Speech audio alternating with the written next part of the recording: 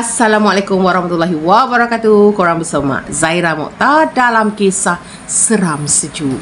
Guys, hari ni Mak nak ceritakanlah satu kisah yang dikongsikan oleh Zaza. Kata Zaza, dulu waktu dia pernahlah berpindah ke satu kawasan, dia dan mak dia je lah. Maknanya Zaza ni berdua je, tinggal dia dan mak dia saja. Berpindah ke satu kawasan. Jadi bila kita dah ada dekat satu kawasan yang baru ni, kita belum lagi sangat kenal kan jiran-jiran ataupun orang-orang yang terdekat dengan kita pada waktu tu. Cuma kata Zaza, adalah dua jiran ni yang orang kata senang betul lah rapat dengan mak si Zaza ni. Seorang dipanggil Cik No dan seorang lagi Cik Yong. Dua-dua ni guys bukan nama sebenar. Tapi apa yang terjadi pada jiran-jiran Zaza ni dan mak Zaza sendiri? Jom sama-sama kita dengar kisah Zaza. Sebelum tu,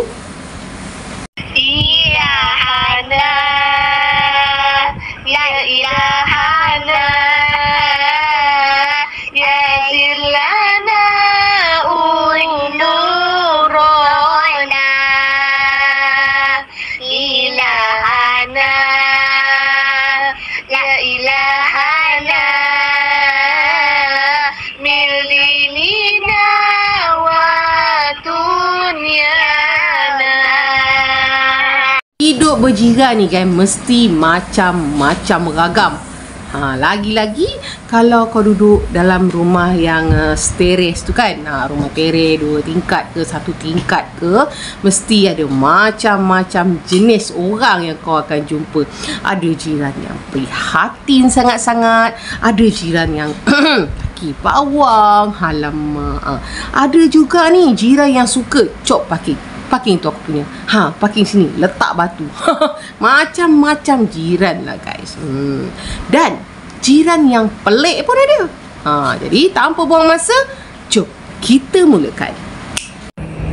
Qul la ya'lamu man fis samawati wal ardi ghaiba illa Allah wa ma yash'uruna ayyana yub'atsun. Cik Yong ni adalah salah seorang lah orang yang rapat, jiran yang rapat masa Zaza ni duduk dekat kawasan tu.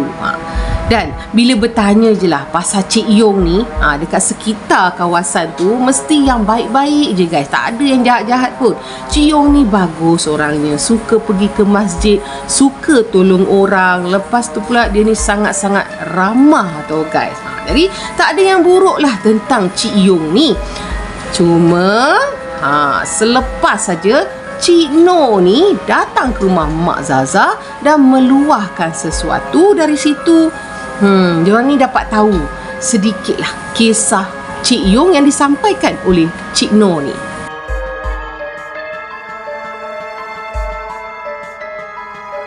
Mulalah pada satu hari tu, kata si Zaza ni, Cik No ni datang ke rumah diorang ni. Biasalah Cik No ni memang sukalah melawat jiran-jiran tetangga.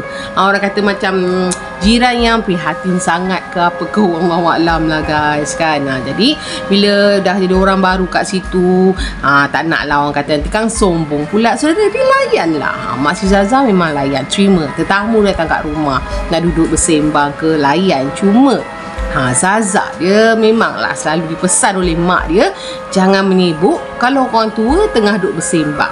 Zaza dia tak duduklah dengar pasang telinga ke tidak. Zaza duduk dalam bilik. Cuma bila orang tua kalau dah bersembang guys, boleh dengar lah dalam rumah tu, kata Zaza ni. Apa yang disampaikan oleh Cik No ni, orang kata berat sangat-sangat lah. Zaza faham tau keadaan mak dia yang tak berapa suka sebenarnya nak dengar cerita-cerita yang lagi-lagi kita macam tak tahu, wallahualam kan apa yang disampaikannya betul ataupun tidak. Tapi nak buat macam mana, tetamu datang kat rumah, takkanlah nak halau pula kan, kata Zaza. Jadi mak dia terpaksa je lah layan ataupun buatlah apa-apa je yang kata reaksi yang menandakan alah hai, cepatlah kau habis cerita, aku ni malah nak dengar. Mungkin macam tu lah guys situasi mak si Zaza ni. Kata Cik No ni guys, tahu si Yong tu kalau pergi masjid tak pernah pun nak solat sama-sama dengan kita orang. Kita orang solat dulu, lepas tu baru dia pergi solat. Aku pernah nampak Cik Yung tu kalau pergi masjid akan duduk je dekat tepi pintu masjid tu. Lepas tu pula pernah lah duk mundar mandi, pusing keliling masjid tu. Apa yang dia buat pun tak tahulah. Korang tahu tak, Zaza daripada dia tak nak pasang telinga, tak nak ambil tahu pun, tiba-tiba rasa macam cerita apa yang Cik Noh ni cuba nak sampaikan. Jadi Cik Noh ni pun mainkan peranan dia, guys. Terus ni rancaklah berburak ni, nak bagi tahu ni, nak meluahkan tentang Cik Yung ni. Kata Cik Noh, dia paksa tau, pada satu hari ni Cik Yung tu solat berjemaah dengan dia dekat masjid.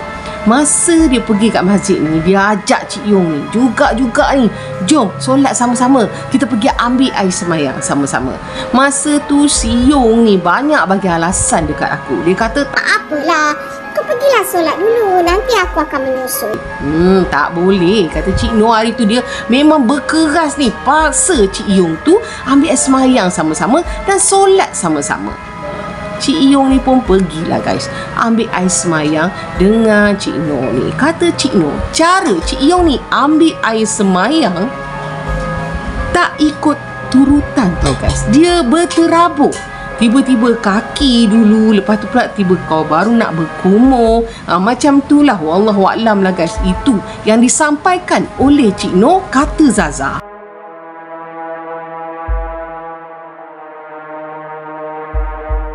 Jadi mulalah dari situ, aku rasa macam ada yang tak kena lah dengan si Yung tu.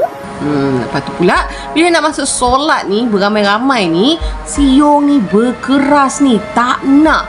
Jadi Cik Noh tak boleh nak buat apalah, dia pun solat.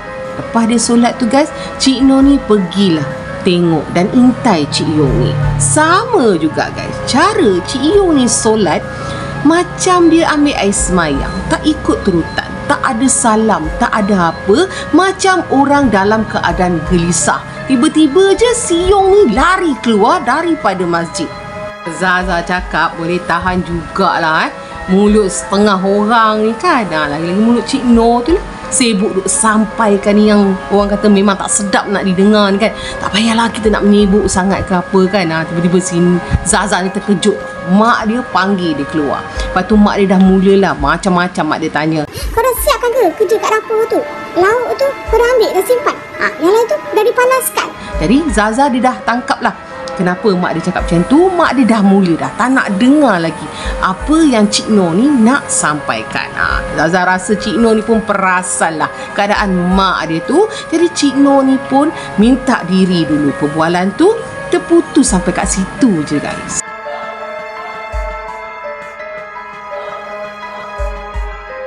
Selang beberapa hari tu, guys, mak si Zaza ni dapat perkabaran yang anak-anak Cik Noh ni jatuh sakit pada hari yang sama. Jadi mak si Zaza ni tergerak lah, ajak si Zaza ni untuk pergi ke rumah Cik Noh, nak tengok-tengok lah keadaan anak Cik Noh ni. Diorang ni pun pergilah, guys. Waktu ni dah malam, kata Zaza. Diorang ni pun pergi ke rumah Cik Noh ni. Belum sempat ni sampai dekat depan pintu nak bagi salam, diorang ni terdengar tu, guys, bunyi jeritan anak Cik Noh daripada dalam rumah. Dah dengar macam tu, Zaza dengan mak dia bergegas lah pergi dekat rumah Cik Noh ni, ketuk pintu kan. Cakap, Assalamualaikum, kenapa tu? Ada apa tu? Jadi pintu rumah Cik Noh ni dibuka oleh salah seorang anak Cik Noh. Anak Cik Noh ada berapa, wallahualam lah, guys. Sebab Zaza dia tak kongsikan detail tentang berapa orang anak Cik Noh ni. Jadi bila dah buka pintu tu, diorang ni pun masuk kan. Nampak Cik Noh ni berlari masuk ke dalam bilik anak dia. Jadi Zaza dengan mak dia pun pergilah ikut masuk ke dalam bilik anak dia. Betapa terkejutnya, guys, Zaza, mak dia dengan Cik Noh ni bila nampak sesuatu yang ada duduk bertinggi dekat atas almari dalam bilik anak dia, guys. Astaghfirullahalazim.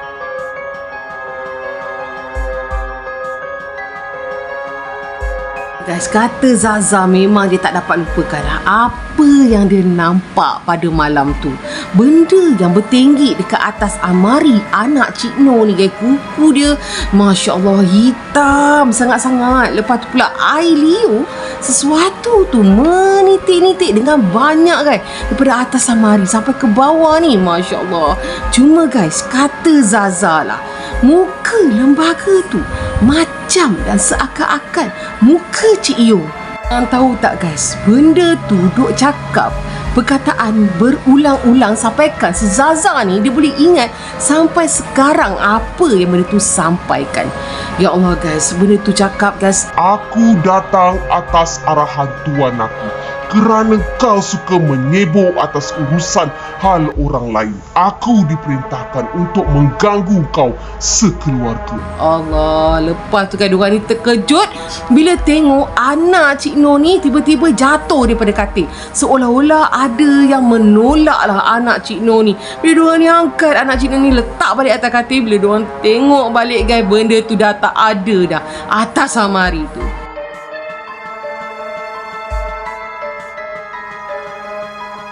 Malam tu memang jadi sejarah lah buat Zaza dengan mak dia. Selepas apa yang diorang ni nampak, apa yang Zaza ni dengar kan. Jadi mak si Zaza ni sempatlah bagi tahu dekat Cik Noh ni supaya cepat-cepatlah kau pergi berubat sebelum jadi kejadian yang tak diingini. Banyak yang akan berlaku pada diri kau ni kalau kau tak berubat. Tapi Cik Noh ni dia dah pergi tahu guys. Banyak dah tempat Cik Noh ni berubat. Cuma orang kata tu belum baik sepenuhnya lah. Dia masih lagi dalam keadaan yang suka termenung, menyendiri. Macam orang kata fikiran dia sentiasa kosong. Cuma Mak Zaza ni tak putus-putus lah untuk tahu perkembangan dan nasihatkan jugalah, teruskan berubat, teruskan usaha, jangan mengalah. Sehingga kan Cik Noh ni dia meluahkan lagi pada mak si Zaza ni. Kata dia, macam mana aku ni nak tenang bila aku ni tidur je, benda tu akan hadir dan duduk dekat depan aku, lembaga yang sama, berupa seperti Cik Yong ni guys. Allahu Akbar. Dan lagi kata Cik Noh ni guys, anak-anak dia yang 2 orang ni bila datang bulan aja, subhanallah, dia orang akan ambil pet dia orang ni dan bakar dekat atas kemenyan tau guys. Itulah perubahan yang ada pada anak Cik Noh ni. Jadi keadaan tu makin tertekan tau pada Cik Noh. Memang satu family Cik Noh tu jatuh sakit dengan suami-suami dia tau guys. Bila berubat aja perkataan yang sama lah. Lembaga tu akan ulang-ulang cakap benda yang sama, di mana awal-awal yang si Zaza ni dengar. Kesilapannya adalah pada diri Cik Noh ni sendiri. Lepas tu guys, adalah seorang ustaz ni menasihatkan Cik Noh ni supaya Cik Noh ni berpindah keluar dari kawasan tu, duduk jauh dari situ. Dengan cara itu je lah yang orang kata bolehlah mengurangkan lagi gangguan yang sering mengganggu Cik Noh.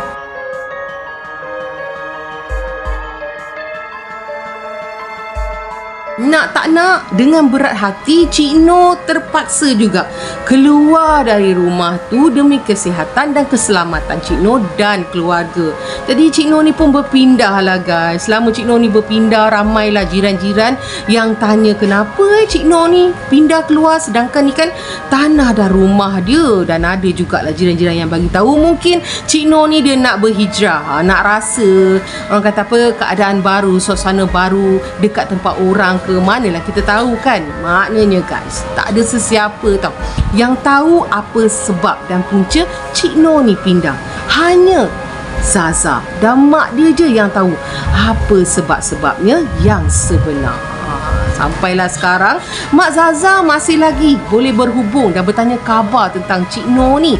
Alhamdulillah guys, kata Zaza, Cik Noh ni makin sihat. Orang kata makin membaik. Anak-anak dia pun tak lagi berkelakuan pelik. Cuma kata Cik Noh ni masih jugalah ada kadang-kadang penampakan dekat luar rumah dia seperti Cik Yong tu guys. Cik Noh ni dia bertawakal saja. Syukur je lah, tak apalah, janji dia tidak menyakitkan lagi diri aku ni dan keluarga aku. Allahu Akbar. Sampai macam tu sekali tau guys. Tapi kata si Zaza, walaupun mak dia tak berbuat apa-apa, hanya sekadar tahu saja cerita, Mak Zaza turut merasa tempias tau guys. Kerana dendam guys, Mak Zaza pun turut terkena tempias. Cuma Alhamdulillah lah, Syukur sangat-sangat kerana mak dia masih dalam lindungan Allah Subhanahu Wa Taala. Tak ada apa-apa yang buruk sangat yang berlaku kan. Cuma itu je lah. Apa-apa pun kita sentiasa beringat kan. Jaga baik-baik setiap tutur kata, perbuatan, percakapan kita. Kita tak tahu, kita tak jangka benda-benda ni boleh terjadi sampai macam ni sekali. Ya Allah, hai, hati orang ni kita tak tahu kan guys. So jadi itulah dia pengalaman yang nak dikongsikan oleh Zaza dengan kita dalam kisah seram sejuk pada hari ini guys. Mak doakan semoga urusan Zaza dipermudahkan, selamat dunia akhirat Zaza dan keluarga. Amin, amin, amin. Terima kasih Zaza. So itu je lah guys, perkongsian yang dapat mak kongsikan untuk korang semua pada hari ni. Terima kasih sangat. Jaga diri selalu guys. Tiada yang lebih berkuasa melainkan Allah Subhanahu Wa Taala, dan yakinlah hanya Dia yang maha besar. Allahu Akbar. Sentiasalah kita berdoa dan berselawat ke atas Nabi Sulaiman. Jika sesuatu itu diizinkan olehnya, hanyalah semata-mata ingin menguji keimanan kita dan juga teguran darinya, insya-Allah. So guys, seperti biasa, ada kisah, ada cerita, kita jumpa lagi. Bye.